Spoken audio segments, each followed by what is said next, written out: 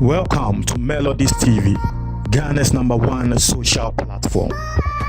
Yeah, Melody, good morning. Pacho, it is saying, Ghana to say, so when you do, I don't want to say, pa, no, PD, we are, sebi,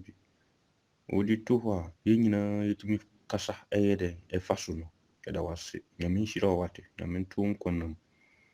Ọmọ ni ohwehwe bia wo wabrabo mu Nyankopɔn pamma wate Nyankopɔn nhyira wo na nanka nansan me maso bi because ade fa saa abatoɔ no ho nsɛnsɛm ne ayi no Melody uti asɛm no kora na wakoma eti kyese utim hu se ba bia nokore da nokore asa ama kontompa agiti nokore asa ama kontompa ayɛn agiti ese de Ghana de kontompo pa eneko so nipa da sani bia ni Ghana sabi watimi asɔre akasa atia sisi pa ge pa no mo agi atum a ye gina hɔ a yesi obi si mampanyin nim onim ho hwe na de emayini enti Melody abru me kan asɛm bi kakra ama amansan ati abrukyire ha ye wɔ no wontimi nsɔre emfiri wo man mu emma obi man mu te sɛ abrukyire ha eba ba yade a wobɛka kyerɛ me sɛ president no wɔ ha onim ho hwe na wo concept ya semba na se de nkola asem pa na Ghanafoɔ omo ka kyerɛ Ghanafoɔ yi ana se omo nim se Ghanafoɔ sebi ye nim nyansa sebi omo abu yen sebi ye nim hwi wo wiase ena yegu manum because se ne kwan omo fa so ebu yensa no sa na beba because journalist fo no nyina omo atom ena journalist fo no omo Ghana nyina sebi wo bisa me a sebi meka se sebi nyansa ni bia nim ni dinti ameka se nyansani bia nim ne se sebi wo betimi aka kire me se gayfo aba bibie office wo Ghana na mpanyimfo pa omodeda ministers no omoda no obi ase wonim ho hwe na yetimanu se eye obi penso de anase obi tam de a anka Ghana ade a mempese mi boni din kura ne se bibia te se omo se Christian Council or se Peace Council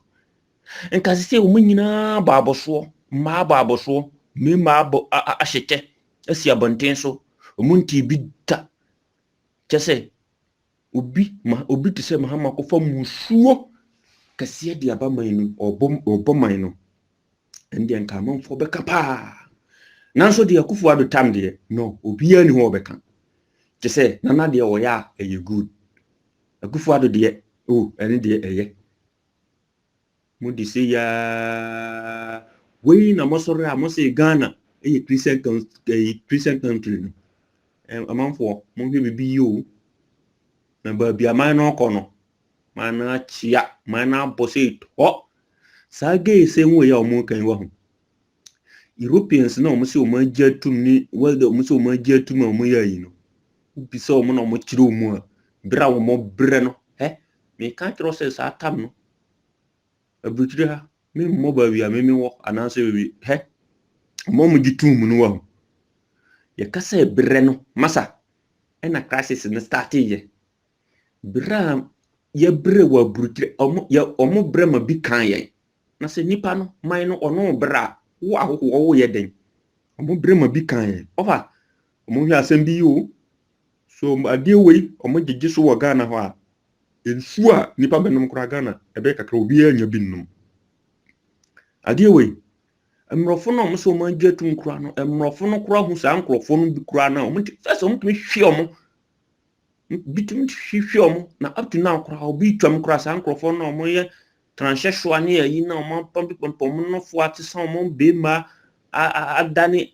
ade oba de ahye ho ne yi no omo twam kura di omo atam nrofo no hu omo kura na nrofo no omo di omo atam omo mu omo tam kasi omo nrofo din omo nya di so atana kyese wonya nipa bia sa nkrofo no ma ya nyagi omo so kura last me hwe Ghana se YouTube se hwan ba ko bi se wa betena spin hana obi aye na adane no na wasesa na we ya se kama hwe no gira ho se ono obetimi awo hwan wate ni mpanyim sem wo hefa obi tese obi be jimi ano obetena Ghana ho no ba be kan kwase asama akire mo se ono obetimi awo obetimi wai e wo hefa humbu be na ode bewo ana se na gene nya adwuma wai na gene nye utum se na gene nye oye kwasia papa sankofo ye me mo so wo Ghana ha wo ho ye beto mo no moa mbo nsama mo e koma e be demo no problem e be sigana no moa mbo say yes na say ye de ye wo ha wo ya hunu bi omo gitu mu wo ha no de si ye no minu bi e kasa ye o so wo Barcelona ya en asembi o kan ye no ye no kro pa fe say immigration man ba be ye COVID test wo ho eji 150 na 150 no mo ji ye no ministers na mo ko vetting committee no mbisa na osi onim ho hwe nti Nigeria for no sorry ya na se nye obi na kofa Nigeria for no free ho no mo de ba na se Nigeria for no sorry free omu manum na mo betena Ghana ho first na idea we ba no man ka say wontu a omo ma wonko nti sa nipa we oba vet committee no say sa nipa we ma ne sorry ko eni ho kwa sese mu bisa na sem bia ka ho biem se Ghana is serious country nti sa nipa no ma ne sorry ko because Akufo-Addo ministers ye appoint omo nyina me hu die sabi omo bisa na sema otimi kan sebe nyansa sem omo didi obi ti say Kwadwo Ponkroma who are you say oyi ano say omo si kan de Japan ayi na wa ya de pa wa yi anu yi pa say onye eyi national security onye eyi na hwan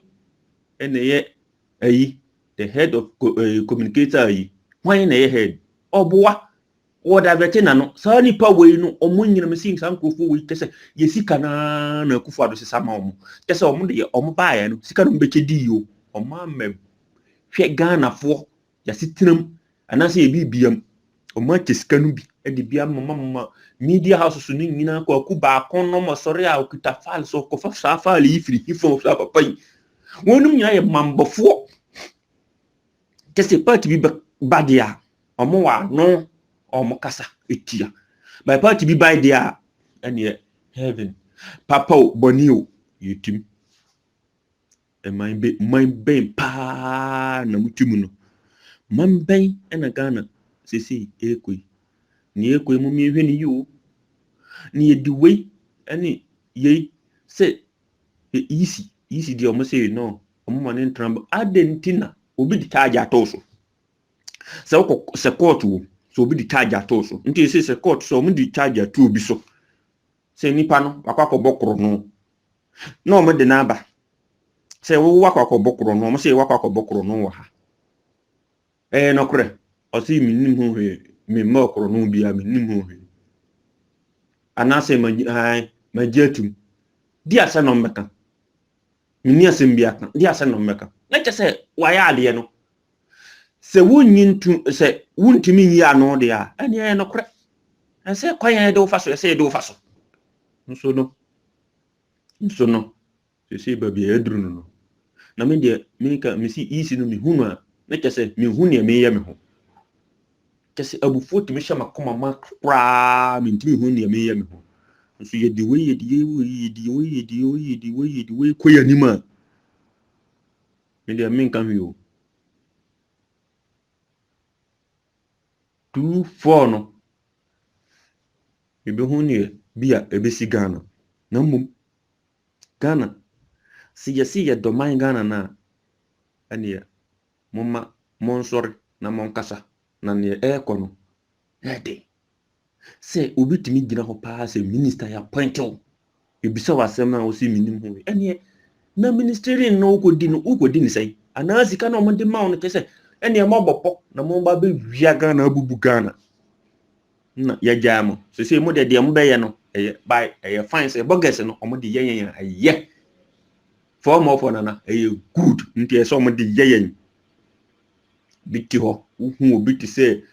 akwa bi aye na nokora ye nanumuma o mo se that the Fred o we o kasa ni tiskoto nyansa bi anim eso no kwa tese nsema eba no ano adi say COVID no wo hu ne Nyankopon e say last melody me kan se bi tro say me see sa nkrofo mpanyimfo Nyankopon be kuma wo mako on ba bia sisi COVID no wo hu ba bia ahura kosi e da nyame ase pa sisi de ono de eche ne de e wo kwan se e se oba Aburokyire hospital na oba hospital nti Ghana no say serious country boy hadn't said ko hospital papa o musi hospital papa o Ghana ho a nko be ja Ghana de ne se oba Aburokyire fesi kadidi a wo ma di Eugene Ahen ono ba na nsan ya hwe de waye ye kan ye si ye ma ne nka di adwuma na no ye je so obi a sori a no abeba mine no kro no so po a no ko no papa ne to obi a misa no o kan na aja sabi omo a sabi o ma dwene mu ha no ma defend no ko ye di we ebu man wa ni ye esi de kinofo ta de esi de on de ofata oni ho kwa se esi owu akwa America na Nyankopon no wo tiase a wo ye tiase fo di mabruhun fa se ma no akwa Nyankopon obeyi dini nkon firi ni nsam de ntia me kan se enye se nipa wu a na nka ye no enye bone na omo di man no Nyankopon asotwen e na wo de ma wo no nti mo obi am ka se nyame bu nipa kwase ya sa Nyankopon no o wa asotwen de be ma wo yare o wo nyare o nyame nim ni wo ye me si afiwe Nyankopon kumbo mo papa COVID no ana de be kumbo mo di embone no mo di awu mo di embone nipa da sani hu se no kro da ho pa o se menka nipa da sani hu se sei pa na ho o se menka ani de ti manu ubetimi asori as a serious country say nti melody ufia usi yi ufia wo si ufia pa wo ufia na obi aba ufie ho oni de ntumi edi obi abehye udan no mu baako se nipa no meda ho abra fie wura no ono wo mo wa mane a melody wati mpanyin sem wo hefanda se Akufo-Addo ubetimi aka akere se Akufo-Addo nim ho ne ko nyinara onim ho ministers na obetra ko ya friend say vetin na sini nyina ne ko nyina omoboa national security minister kenofora ta osi onim ne oboa onim agenda o machete se o mbisa kasemi nim ho he afi na meka omoboa masa ndisi fo no mpanyimfo no yesremo nkrofo we omo pass ba kokura out mu nyina ba kokura ni wa ya de na me de kenalesi fo no de nyame obeti asi omumu omo be konte se ayi no omo be kon wa omo nyina be wu makuma se omo nka na okure ba ko me de Ghana de media house no me ti omu bi because obi en ho kan okure because se mabunu no mu di sa nkrofo we akia mine no mo bono no se Ghana democracy no asai abubu aporo ateti nti wiase no se wusi hu no koro no se wusi won kan ni ebeba no nti wiase mo de mo ntra ho na mo nyi genu ntum na Ghana mo ba wibo ti se ayi no so kura Nyankopon ton so mu ho no mo nya bianom evangelist na mo se mo kasa no se mo de mo nyina mo dana no mu because mo ba be si cathedral mo useless cathedral sa cathedral we sa ska no mo dis no adent no mo fa build the hospital Nyankopon ne kan se woni nipa de sani no ku boa ho na oboa na even akola kro wo paja akola e wo efiri fam na sakola no paja ne so be de ne wo paja no sa na man na akoye no kana mo de mo nsa gum ho mo paja mo nsa wo so na be de na Nyankopon paja nti Nyankopon de bu afu mu dada nti na wo se wo di COVID ni simpanyimfo no so no o me konti se ayi no me no de won say last me kan so asen we say ye bompa ye se Nyankopon de COVID no be kumpanyimfo no ne ye ho atoye obdi o mbe ko media nya me yakora ye me de sa akwana sa kinofo ata yi na chi no media ye me de papa kwan o mo de ye o mo de man yi fasu yi sa na Nyankopon asikin o nye se obi be ka fi di de ye asotwe obokro no a do ewiase uba wiase a temu bia ni babia wasasi so ha de obeye bia obenye ho atemu ansa no wagu eno na aba no nda mi bompa yese mo ma bi mpaye no yes because kwanya omode man no fa so no obi wa begu obi business amanfo sika loko uni nipa o mafa so awu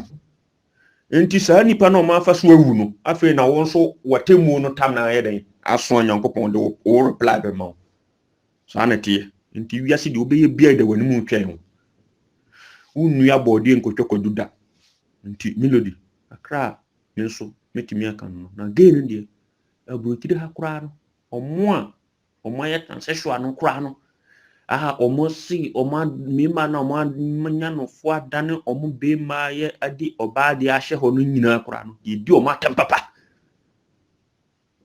enam se mra na chichiro mu nti na omo de ba be soa mo kon ho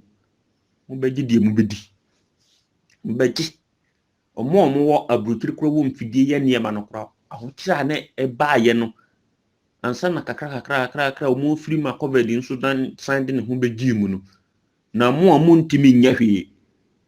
praye kura mo ntimi nya no mo de mo nyintum am be hu ma wiye e wo Ghana ho be hu ma wiye e wo Ghana ho ni e beto no se Christian Council din na na donation ti nyame yankasa papa o bonio etum na nipa da se ne hu nokore na o se wonka nyame de ehwe mo mo se kwan nyankopon no se wote so no on te se first din won se wo ya de na pa na nyame ade ama wo bren na so no obia be hu na wiye former no a good man yetim nyina yetim o yetim se minister kora no kese na ne mi di ho ya pa ne se han wa kumsin no se Vandamo se Schwarzenegger we inti minister no dika di no se serious country bia nka sa ma mi wo sa ska na yetu ya ma no e se nka yesanje ya de back because we pa ntina ma amamu we atete Ghana no na sa nipa we ewurade nyame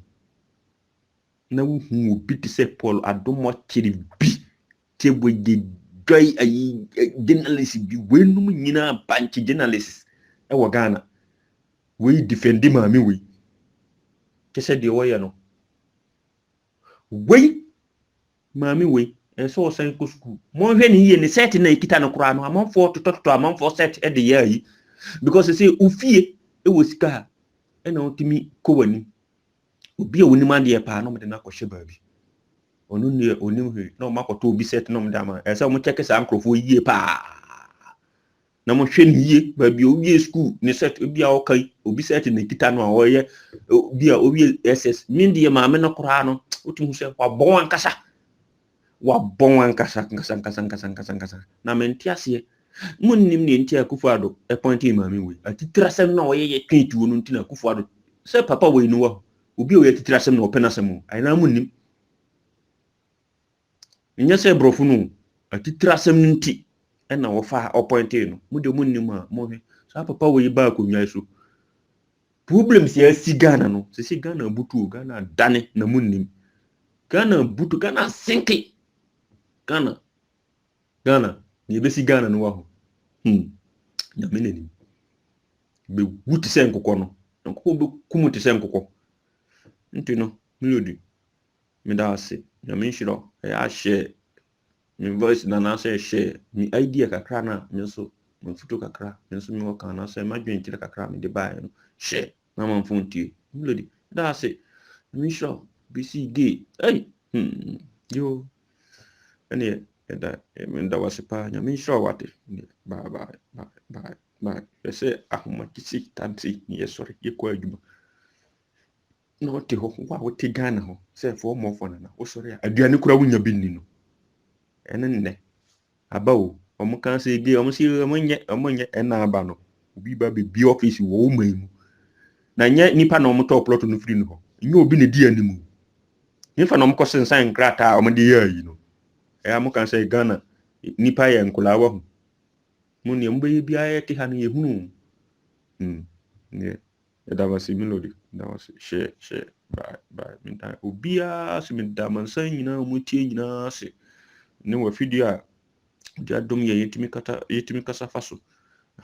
ya no wa hwe hu yi ne ayi obi share yi bi e de kɔ na se ebe hawa memo na ye wadwuma kakra na fa ye den fa tototo ho sebi na won so ya ebe boa wo nti no fa ye ama bia so ye so nyina yetimi kasa bi ama mansan ti nta wase